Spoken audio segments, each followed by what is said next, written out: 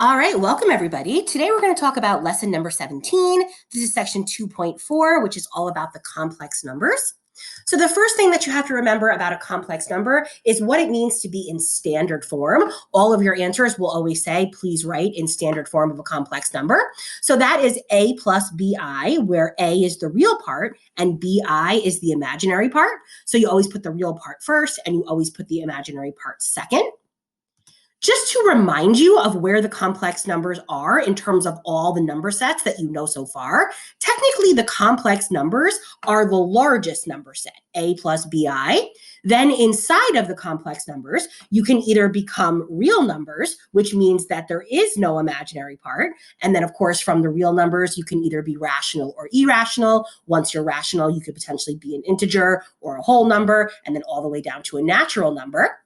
When it comes to imaginary numbers, if you're not just real, you're imaginary. And notice that a plus bi and a plus bi, those are kind of considered to be the same. The only rule here is that b cannot be equal to 0, so there has to be some imaginary component. If it turns out that a is equal to 0 and you just have an I, that is called a pure imaginary number. So always kind of good to know where the sets of numbers are in relation to each other. And technically the complex numbers is the biggest one. So the definition of an imaginary unit is the very first thing we have to review, which is, of course, the square root of -1 is equal to I. We've only seen a handful of complex numbers so far this year, but please make sure you're aware that from this point forward, imaginary numbers are always going to be an option. And if you ever wind up with the square root of -1, instead of saying none, you should in fact simplify it down to be I. Then if you were to go ahead and square both sides, you could write an equivalent statement, which is the fact that I squared would be equal to -1. How are you then going to use that information? Well, it turns out that if you continue on by finding the powers of I, starting with I to the first, squared to the third, and all the way so on, there is a pattern. Hopefully it's something that you remember, but if not, we'll go ahead and review it together. So starting off with just I, again, by definition, the square root of -1 is equal to I. So I to the first is, of course, just I. Then what we saw on the previous slide, if you were to go ahead and square both sides, you would get that I squared was equal to -1. If you take I to the third and you break I to the third up into I times I squared, that would give you I times -1, which is why I to the third is equal to -I. If you were to take I to the fourth and break it up into I squared times I squared, that would essentially be -1 times -1, which would give you +1. So far for the powers 1 through 4, we see I, -1, -I, and 1. And then it turns out that after that, the pattern repeats, and I to the fourth is kind of our favorite because every time you take out a group of I to the fourth, you're essentially taking out a +1, which is the biggest thing you're going to look for as you go to simplify. So as we look at I to the fifth, sixth, seventh, and eighth, we're going to try to find as many I to the fourths as we can.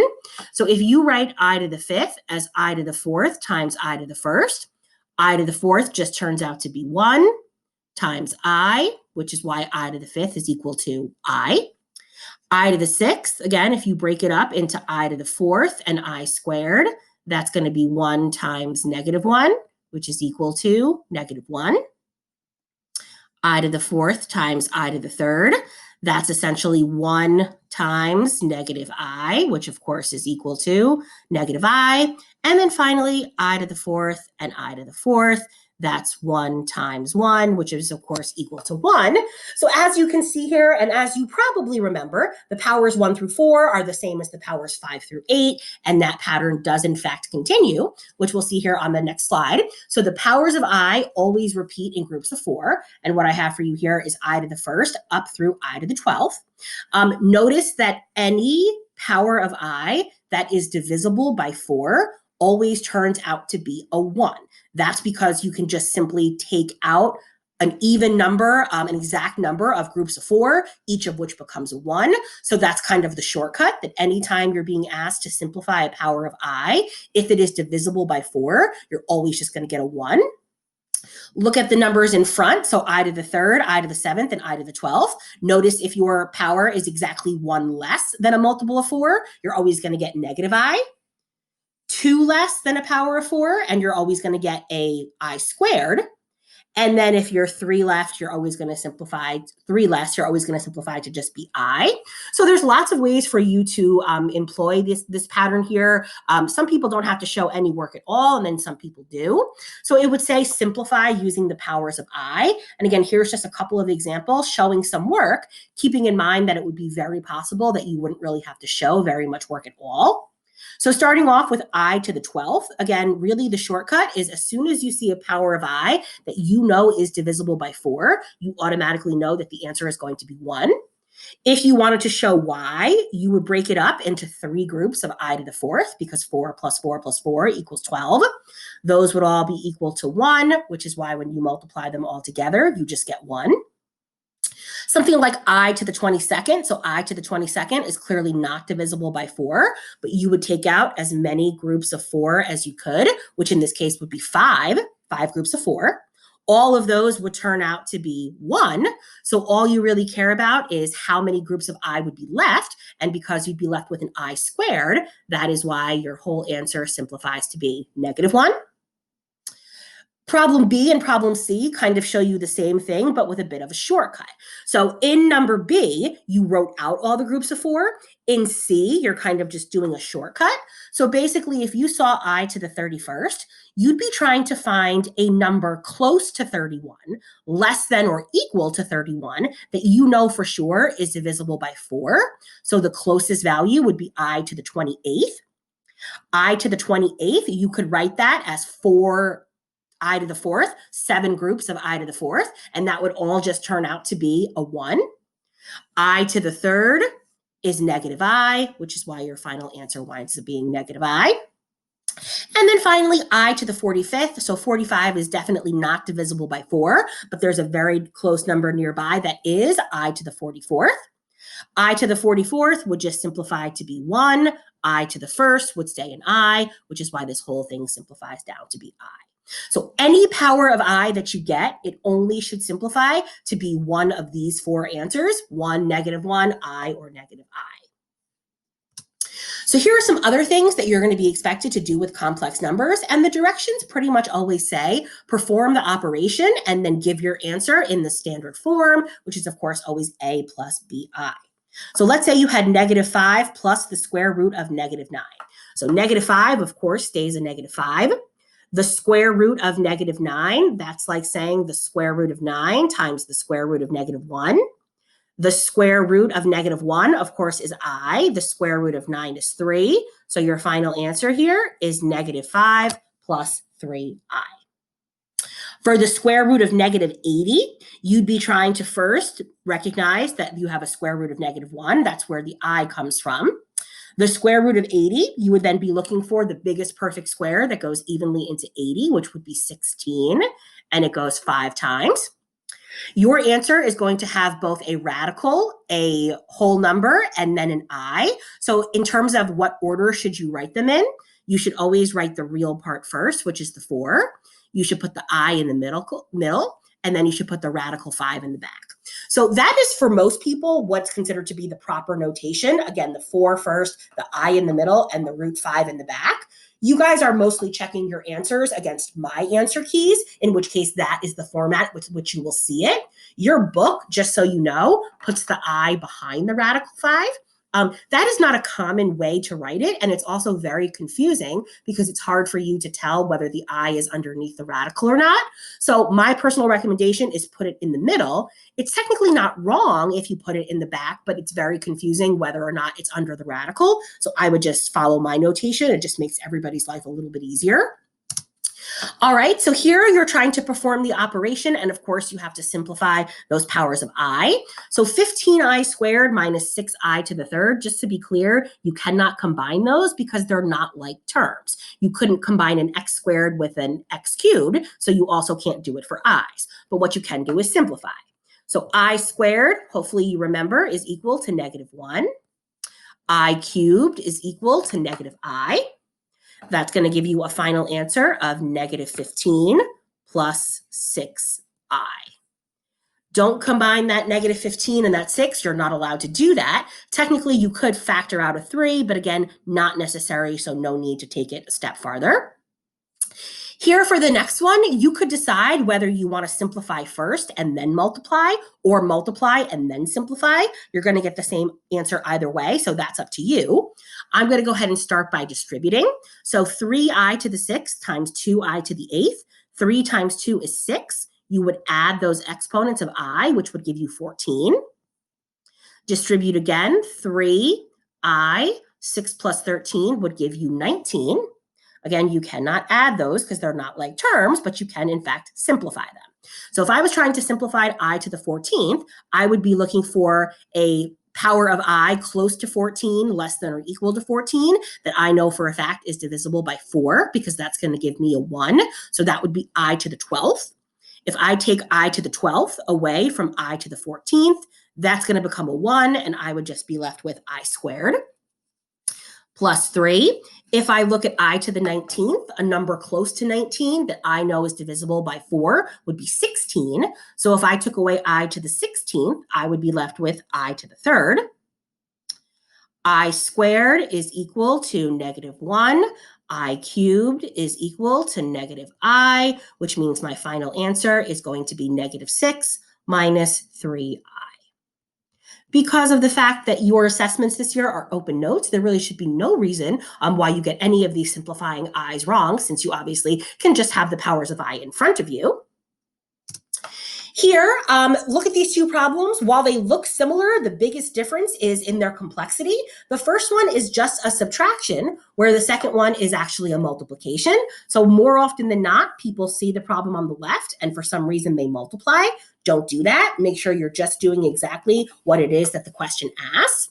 So 7 plus 3i minus 5 minus 4i, you're going to go ahead and do the real parts and then do the imaginary parts. So 7 minus 5, that's the real part, which is going to give you positive 2. 3i minus negative 4i. When you subtract a negative, it of course becomes addition. So that becomes 3i plus 4i, which is going to give you a final answer of 2 plus 7i. On the right-hand side here, this is clearly a FOIL. So you're going to go ahead and start with the first, followed by the outers, followed by the inners, and then last but not least is the last. So a positive 3i times a negative 4i is a negative 12i squared. Whenever you see I squared, that is of course equal to negative 1. So this negative 12i squared really becomes a plus 12. In order to find your final answer, go ahead and add the real parts together, which is going to be 47. Go ahead and add the imaginary parts together. So negative 28 plus 15 is negative 13. And don't forget the I. Again, these operations really should all be review, but complex numbers are important, and you're going to start seeing an awful lot of them. So you want to make sure that you know exactly how they work. Here in the first one, again, you're being asked to combine like terms. Right now, it doesn't look like there are any like terms, but if you can't add or multiply or subtract right from the start, you certainly want to go ahead and try to simplify first. So the only thing I can really simplify here is the square root of negative 18, which again, I know that there's a square root of negative 1. The biggest perfect square is 9, and it goes in there twice. So this becomes 8 plus, put the 3, put the I, put the radical 2. And you're still trying to add that to 4 plus 3i radical 2. So you're going to add the real part, 8 plus 4. That's going to give you a 12. Then if you have positive 3i radical 2 plus another 3i radical 2, that is going to give you a total of 6i radical 2. And again, from here, you can't divide by 6. You technically could factor it out, but there's no need to do that. So don't make your life any harder than it needs to be. Over on the right, this is an equation. So you need to solve this equation for x. The way that you would do that is by taking the square root of both sides. Of course, when you take a square root, you would never forget plus or minus. Then you would try to simplify the square root of negative 12. So of course, there'd be a square root of negative 1. Biggest perfect square is 4, and it goes in 3 times. That would mean that your two answers, and of course there have to be 2 because it's a quadratic, would be plus or minus 2i radical 3. And again, the plus or minus only happens when you have an equation. You have to have an equals and an x squared in order for there to be a plus or minus. All the other problems we've seen so far today have not had a plus or minus because none of them were equations. So good to make sure that you know the difference. A quick reminder here about conjugates. We've already talked a little bit about conjugates, but of course, complex conjugates means that there are i's involved. So if you were given a plus bi, you would, of course, find its conjugate of a minus bi. And if you started with a minus bi, you would, of course, conclude that a plus bi was the conjugate.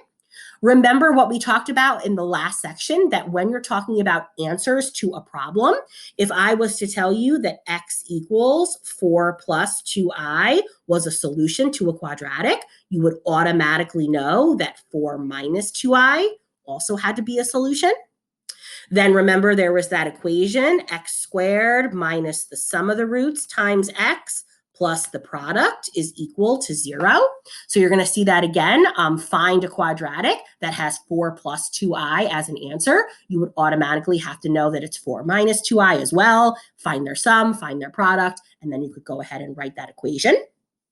Really, what I want to make sure is clear here is what happens if you multiply conjugates. So if you were to multiply some complex number, a plus bi, times its conjugate, a minus bi, when you were to multiply those, you would get a squared minus bi squared, and then the I squared would always turn into be a -1. So you basically always get a squared plus b squared. The i's will always cancel out. Just in the same way, when you multiplied a pair of radical conjugates, the radical always canceled out. Please be cautious, though. Do not confuse that with what happens if you multiply a complex number times itself. So if you have one of each, a plus and a minus, those are a pair of conjugates and the i's cancel out. If you have two of the same, that is actually equal to a plus bi squared. And in order to solve this, you would have to FOIL. So don't get it twisted. It's nice to simplify when you have a pair of conjugates, but you can't, fake it. You have to actually have one positive and one negative in order for it to actually work. So a couple more examples here. And the main idea I want to focus on here is that the I must be taken out before you can do any of the multiplication or division operations. So you could not just multiply the square root of -5 times the square root of -8 and get the square root of +40. The complex numbers are not closed under the normal operations, so you're not allowed to do that. So you must take the I out first. When in doubt, take the I out first. So this becomes I root 5 times I root 8. Then if you multiply, the outside numbers would give you I squared, and the inside numbers would give you the square root of 40. I squared is, of course, -1. Biggest perfect square in 40 would be 4, and it goes in 10 times, giving you an answer of -2 radical 10. So again, the complex numbers, the imaginary numbers, are not closed under multiplication or division. So you would have to first take the I out and then do the operation. Here in the next one, the i's are already out, which is good. And then hopefully you recognize that these are, in fact, a pair of conjugates. So when you're multiplying a pair of conjugates, you only need to do first and last. So 3 times 3 gives you 9. A negative times a positive gives you a negative. An I times I gives you an I squared. And a radical 8 times a radical 8 gives you a regular 8.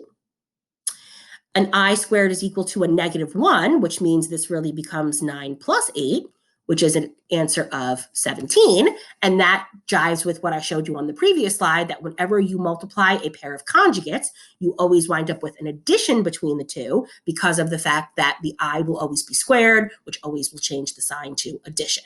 So again, lots of shortcuts to be had for complex numbers. The more you're able to recognize and use them, just the easier your life is. But if you need to do the problems the long way, that will work as well. Last but not least, the final operation you have to worry about is, of course, division. And so when it comes to division, it's a slightly more complicated process, but very similar to what you would do to rationalize denominators if there are radicals. So basically, the rule for division is you are not allowed to have any imaginary numbers in your denominator. So you have to go ahead and get rid of them. If you wind up with just a single monomial in your denominator, in this case 3i, the way that you would simplify by getting rid of that I is just multiplying by I over I. You don't need the 3, you just need I over I, and remember you're allowed to do that because I over I is just equal to 1. So on the top, you would have to distribute 18i plus 16i squared. In the denominator, 3i times I would be 3i squared. That would give you an answer of 18i plus 16i squared.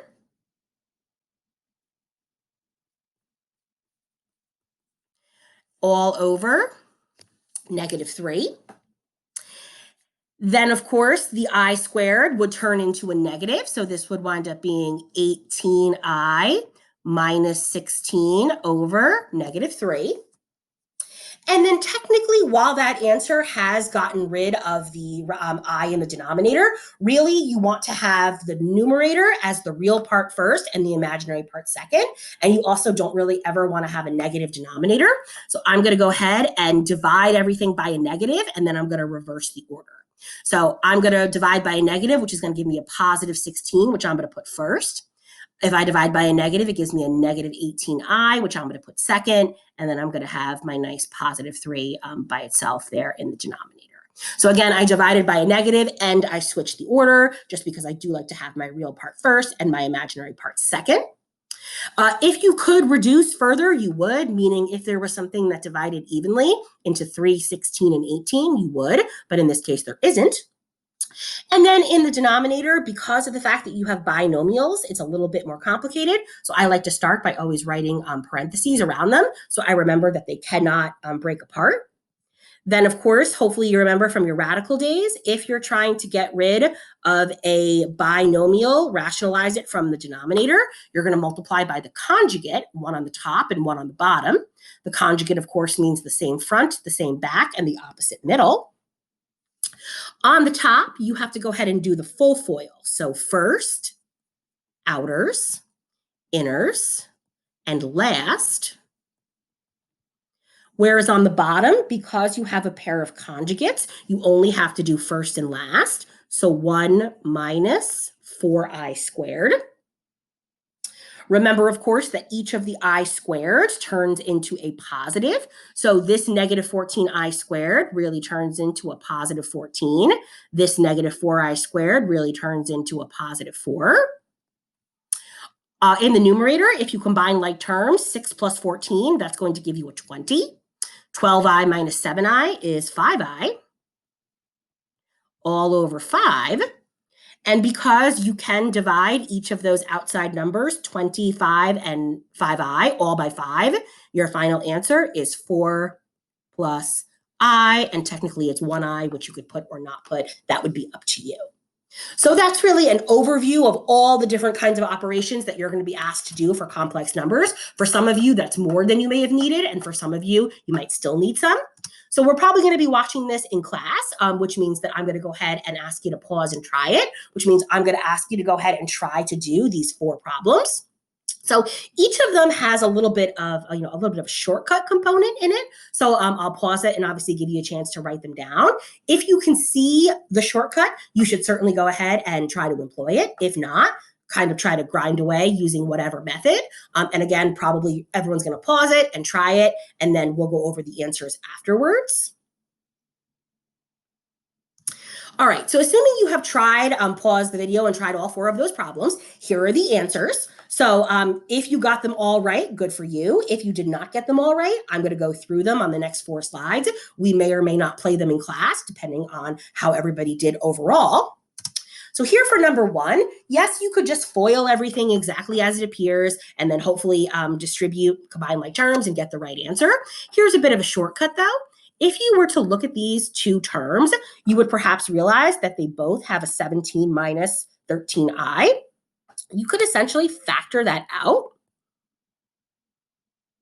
Oh, that should be a 13i. Okay, so 17 minus 13i. You could essentially factor that out.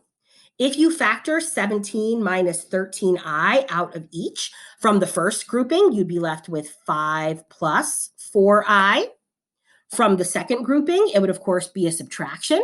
And then you're left with 5 plus 3i. So you would not want to forget to distribute that subtraction. So this is going to be 5 plus 4i minus 5 minus 3i. So the 5s would cancel. 4i minus 3i is just I. So that would give you 17 minus 13i times I, which would give you 17i minus 13i squared. Negative 13i squared would just turn out to be a 13, and then plus 17i, and you would, of course, put your real part first and your imaginary part second. In a problem like this, again, every time you wind up with a full group of 4, meaning I to the first plus I squared plus I to the third plus I to the fourth, if you were to add all of those up together, you would, of course, get a 0. So you're basically trying to see how many times would that happen. Well, if you notice here, I to the 195th, so that is not a multiple of 4, but look at the fact that you have this 1 here. Of course, 1 would be equal to I to the 196th. So if you were to change that from a 1 to an I to the 196, you would essentially be adding up all the groups from I to the first to I to the 196th, which means you would have 49 groups of 4, all of which would cancel, which is why you wind up with an answer of 0. Here, you're being asked to add fractions. So how do you add fractions? You, of course, would need to find a common denominator. And the common denominator of 2 plus I and 2 minus I would, of course, be those two things multiplied times each other. And if you do multiply those things times each other because they're conjugates, you would, of course, just wind up with first minus last. So that would be 4 minus I squared. You would have to multiply the 2i from the left side by 2 minus I, plus the 5 from the right side. You'd have to multiply by 2 plus I. In the numerator, that would give you 4i minus 2i squared plus 10 plus 5i. All over 4 minus I squared becomes 4 minus negative 1, which of course would become 5. This negative 2I squared becomes a positive 2. If you go ahead and combine the real parts on top, you get a 12 plus the imaginary parts 9i over 5. That would be a perfectly fine answer that you couldn't reduce, although some people prefer to write it as such, 12 fifths plus 9i over 5. And these are equivalent, and of course, either one of those would be perfectly correct, perfectly acceptable. And then finally here, find a quartic in standard form with roots of 5 minus I and negative 2 plus I radical 3. So you would have to remember back from a couple of lessons ago, 5 minus I also has to be an answer, and negative 2 minus I radical 3 also has to be an answer. For each of these, you're going to use that magic formula, x squared minus the sum of the roots times x plus the product, and that would be equal to 0 if you wanted to solve it. So for 5 minus I and 5 plus I, if you're going to find the sum, the i's would cancel and you would just get a 10. If you were to do the product, you would get 25 minus I squared, which would, of course, be 26. So the quadratic that gives you that as your answer would be x squared minus the sum times x plus the product. Then for your second set of solutions, if you're going to find the sum, again, the I radical 3 and the negative I radical 3 cancel out. The sum of negative 2 and negative 2 is negative 4. The product, you just need first and last, so that would be a positive 4 minus I squared times 3. That would be 4 plus 3, which would be 7. So the quadratic that gives you those answers would be x squared. If you do minus a negative sum, it becomes plus 4x plus the product, which is 7. Then if it asks you to put this in standard form, you simply have to multiply these two things together, and that's how you would wind up with your final answer here. So here's homework 17. Again, I tried to keep it on the lighter side, meaning, I don't know how many addition and subtraction problems you need to do before you get the idea. So here's homework 17. Obviously, try your best and check the answers. Those past 4 problems we just went over as practice. If you need to go back and look at those answers, again, feel free. Otherwise, thanks very much for tuning in, and we will catch you next time.